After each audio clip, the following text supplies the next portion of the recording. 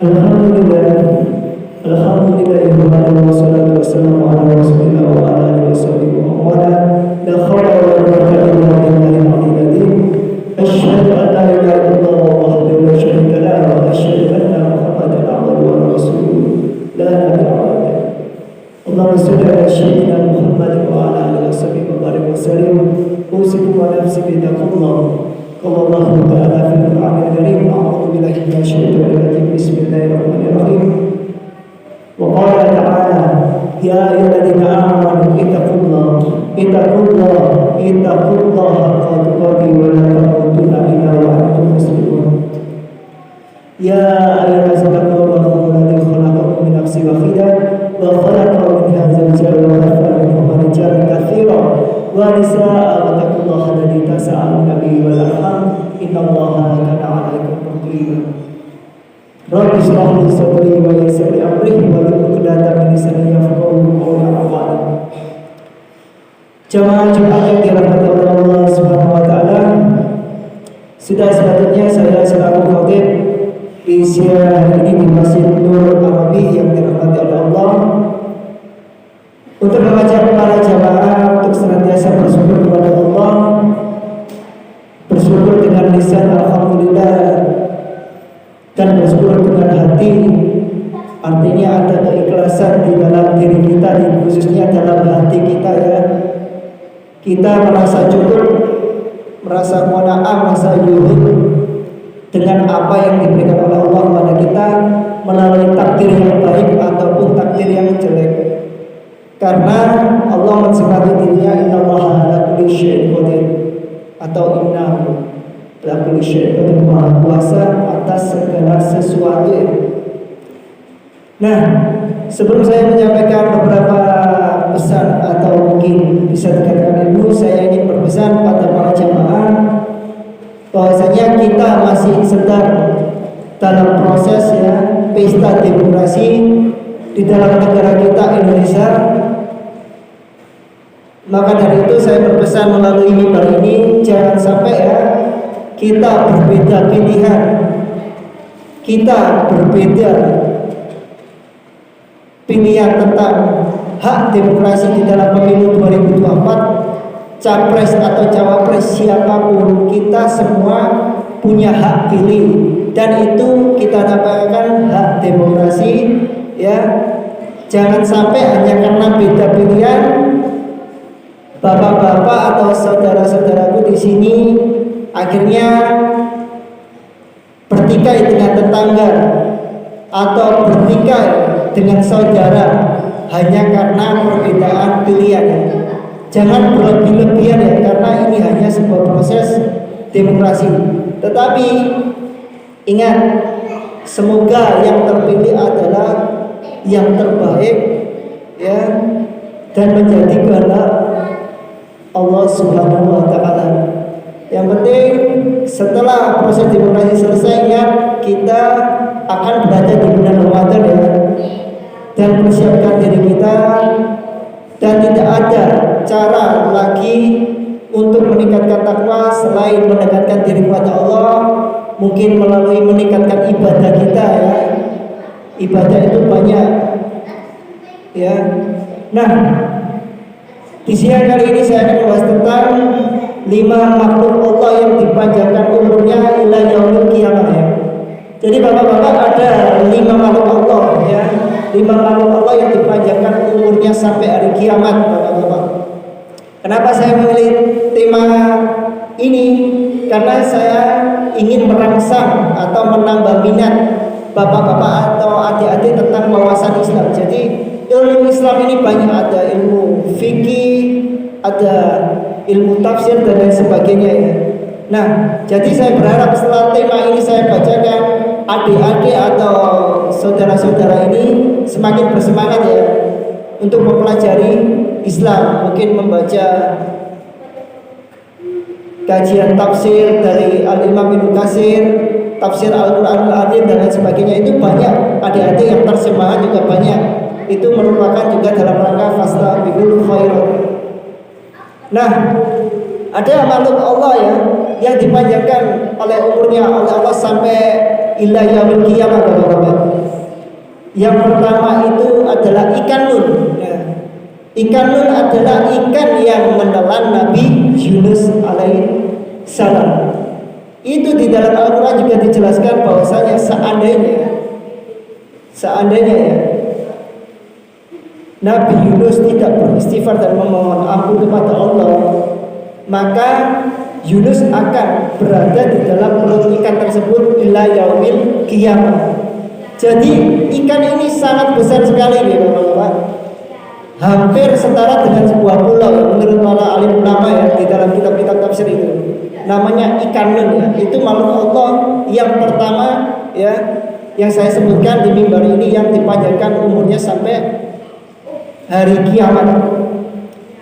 Yang kedua ada iblis. Nah, iblis ini kita kenal. Iblis itu kepala sukunya, ketua dari semua jin jahat. Ini namanya iblis, ya. Ketuanya itu namanya iblis ya. Ingat, kalau jin kafir, jin fasik, nah itu termasuk anak keturunan atau bala tentaranya iblis. Nah, ketuanya yaitu iblis, dulu namanya Azazil. Jadi sejak penciptaan Nabi Adam, iblis ini yang bernama Azazil ini sudah ada, Bapak-bapak. Jadi kalau ingin lihat dalilnya, jangan buka kitab Tafsir Bidayah wa Nihayah karya Al-Imam Ibnu Katsir. Itu tentang bab pertama itu sudah jangan buka bab penciptaan langit dan bumi, dan di situ ada ceritanya juga. Jadi makhluk yang kedua yang dipanjangkan umurnya sampai hari kiamat yaitu iblis. Nah, yang pertama tadi apa? Ikan nun. Yang kedua iblis.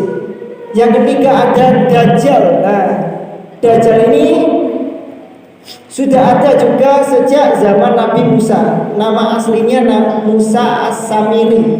Samiri diambil dari tempat asalnya yaitu Samiroh, daerah Palestina.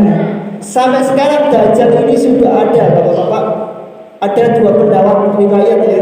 Tapi riwayat yang paling kuat itu Dajjal itu salah satu makhluk Allah yang dipanjangkan umurnya. Bayangkan, sejak Nabi Muhammad itu jaraknya ke Nabi Isa, kalau kita putar ke belakang 600 tahun. Belum lagi ke Nabi Musa. Nah, itu berapa tahun ya? Kita ada jaraknya dengan Nabi Muhammad 1400 ya. Bayangkan, 2000-an lebih umurnya Dajjal, bahkan lebih. Nah, yang makhluk keempat yang dipanjangkan oleh Allah umurnya yaitu Nabi Isa alaihissalam. Kok bisa, Ustaz? Di hadisnya riwayat Bukhari Muslim sudah banyak, bapak-bapak, adik-adik kalau ingin belajar Islam dibuka ya, dibuka kitab hadisnya Bukhari Muslim.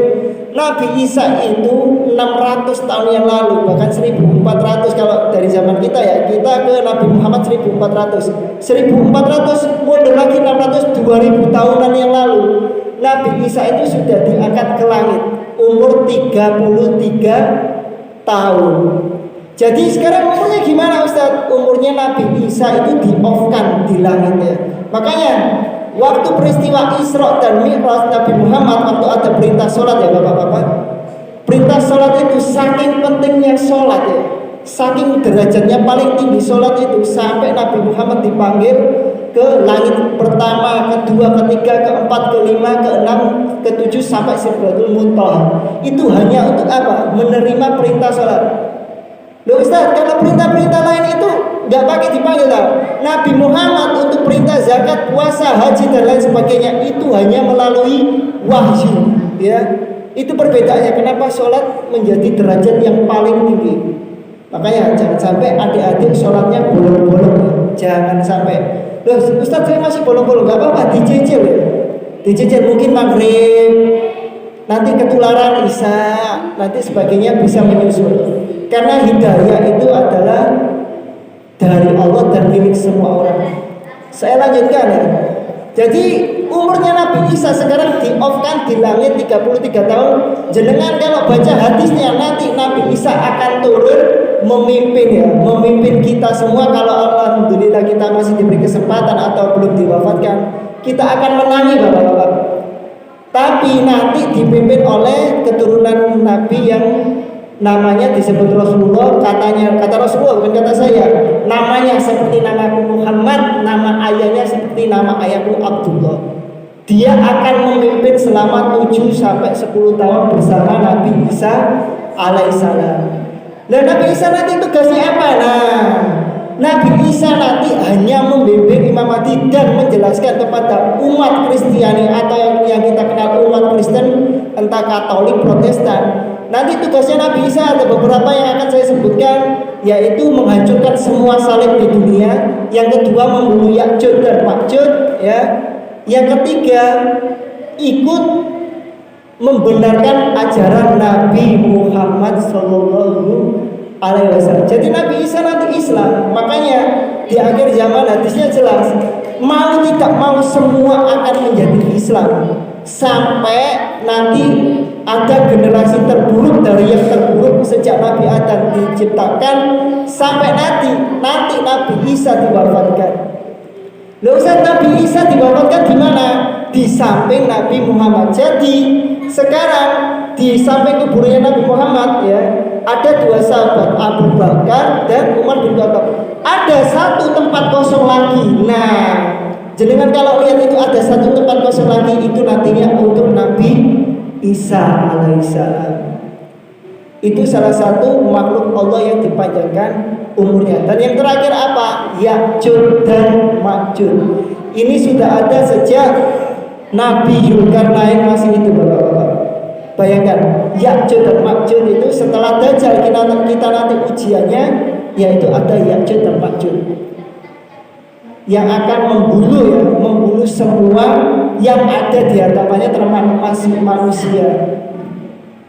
Nah, mungkin itulah yang bisa saya sampaikan. Ini Bapak-bapak, adik-adikku, kita sekarang berada di akhir zaman, ya. Dan ingat, dalam kehidupan ini kita nggak boleh berlebihan. Waktunya sholat ya sholat, waktunya kerja ya kerja, waktunya liburan ya juga liburan. Allah nggak memerintahkan Anda kerja ya pagi sampai malam terus mati, enggak. Ada porsinya masing-masing.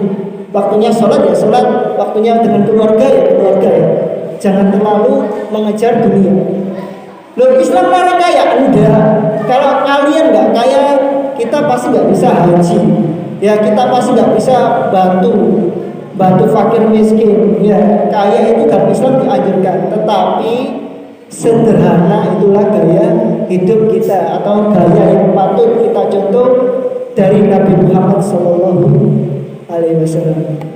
Nah, sebelum saya akhiri, ingat ada 3 ya dalam kehidupan ini yang